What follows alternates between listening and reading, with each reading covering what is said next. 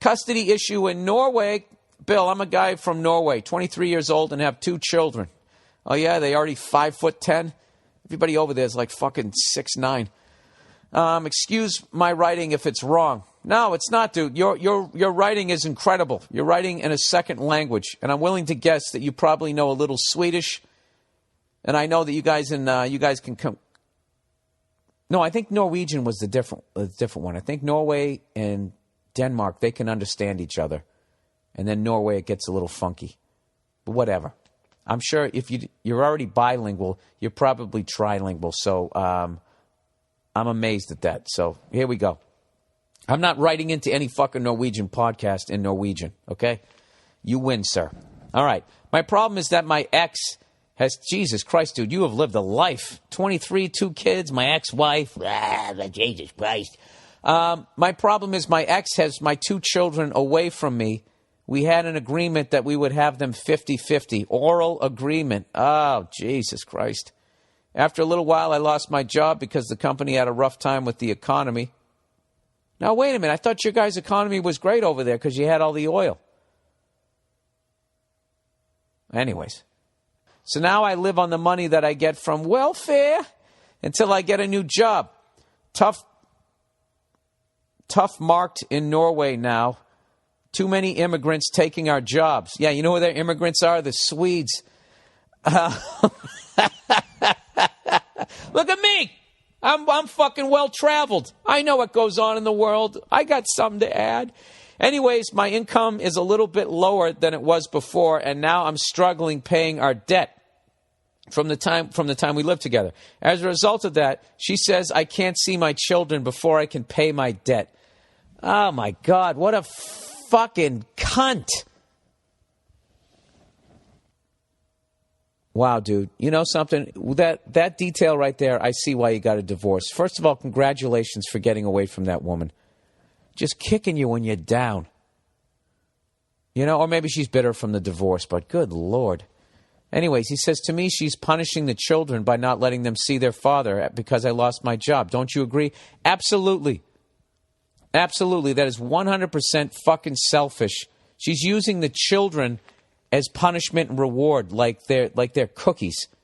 They're human beings and they need to see their dad. And, you know, I imagine at 23, I'm willing to bet that they're still pretty young. So they're at a critical point of their psychological development where they need a father there as long as a mother. Jesus, where the fuck did I pull that one from? You'd think I had kids. Anyways, he says this has nothing to do with the children whatsoever. This is a problem between her and me. But that's not the worst part. This fucking lady is now claiming child support. She takes the children away from me, although I am fully capable of having them. I give them shelter, food, clothes, you name it. But still, she takes them away and fucking claims child support from me because I have problems paying out some debt we had when we were still together. How in the world can I pay child support when I have a hard time paying our debt? You see, she's trying to rob me for my money and takes my children too. Fucking cunt. Absolutely. So I've talked to my lawyer and I'm fucking going to court for this shit.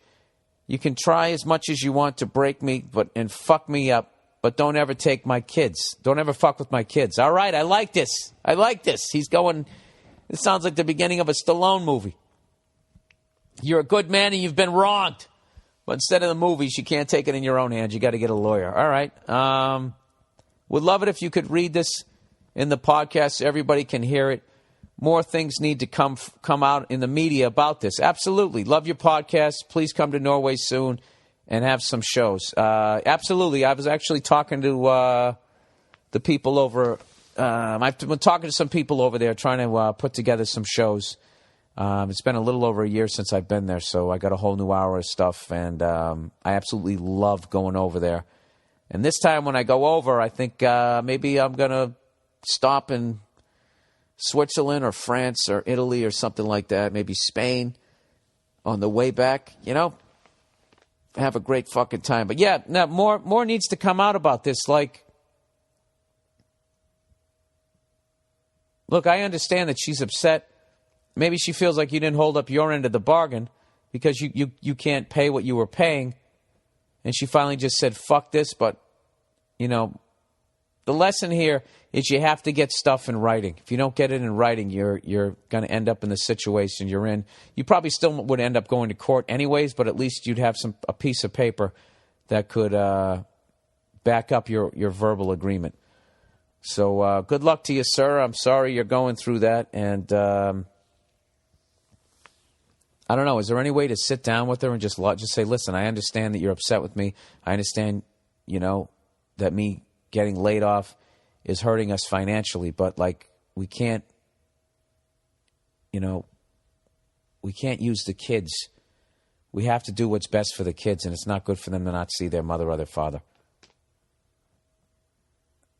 All right, stripper oil. Hey, man, basically I was in a strip club and rubbed some oil on the strippers. Oh, Jesus Christ. Well, I hope you were dressed like Walter White when you did it. He goes, my girlfriend knew I was going and was totally cool about it. When I let it slip that I rubbed oil on them, she went crazy. Said it was the same as cheating and she could never trust me again. It's clearly not the same as cheating, but she won't listen to me. Any advice would be greatly appreciated. This is what you have to understand. When I understand what she's saying. Look. If your girl was going to go see the fucking Ding Dong Review, whatever the fuck, the Chippendales, right? Okay? And they were just fucking up there shaking their dicks on the stage and everything. They're all going, woo! Ow! Fucking freaking out, whatever the fuck it is they do. Okay? You could probably get past that.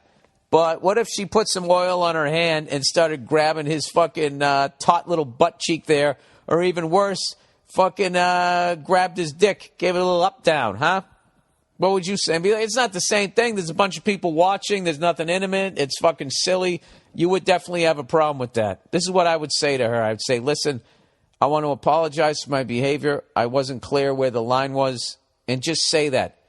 I actually put myself in your position. If you went to a male review and did what I did, I would be offended too.